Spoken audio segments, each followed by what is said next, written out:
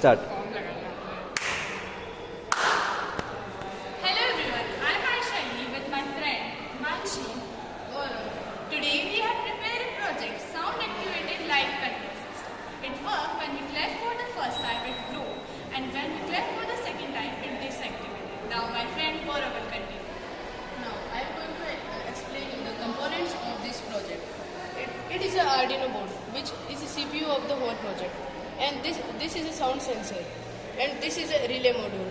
When we clap here, the sound is detected by here. And then it sends signal to the Arduino board. And then it sends signal to the relay module. And the light goes up. And now I will tell. Now I am going to tell the working of this project. Now, when we clap at first time, it glows, and when we clap at second time, it diffuses. Now, the working.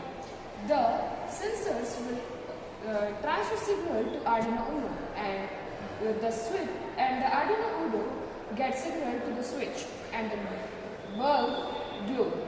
And when we clap at second time, the sensors will